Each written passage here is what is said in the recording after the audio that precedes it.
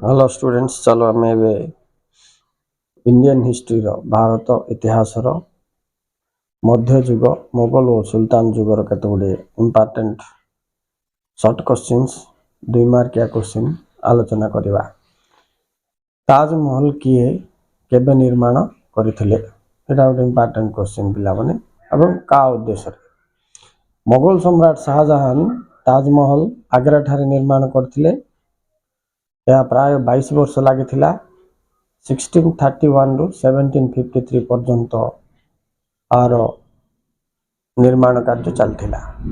Okay, next जीवा 2 number देख आ गोटे क्वेश्चन द्वैतवाद चिंताधारा कहले कौन बुझ। मोगल जुगरे समाज रे हिंदू माने विभिन्न गोष्ठी रे विभक्त होइथिले। सेमानंक मध्यरु वैष्णव गोष्ठी पुणी रामानुज चैतन्य वल्लभाचार्य रामानंद नामक 4 गोष्ठी होइथिले। सेमिति रामानुज और तांको शिष्य मान द्वैत चिंताधारा रे प्रवर्तित होइथिले।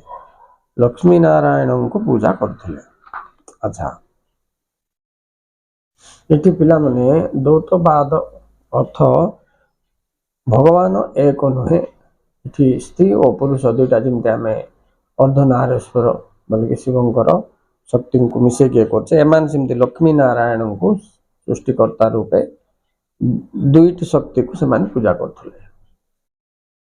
नेक्स्ट क्वेश्चन अमीर उल मोमिन किए। देखो इस्लाम धर्मर श्रेष्ठ गुरु को खलीफा बोली कहा जाए, तांको ही अमीर उल मोमिन बोली कहा जाए। ये क्वेश्चन गुड देख भारत रे मोगल शासन केबे प्रतिष्ठा होता, किए प्रतिष्ठा करथिले? तो आंसर हम 1526 बाबर द्वारा ये मोगल शासन प्रतिष्ठा होता।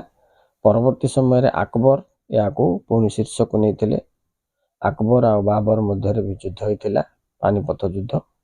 ओके, से लिख ना पिला ये खाली मन रख केबे 1526 किए बाबर कौन करथिले ना मोगल शासन प्रतिष्ठा करथिले, एतिक मन रख।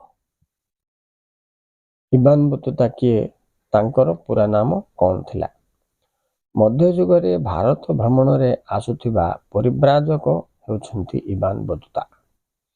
आ तांकर पूरा नाम थिला अबू अब्दुल्ला मोहम्मद अल लावाती अल तांजी इबान बतुता।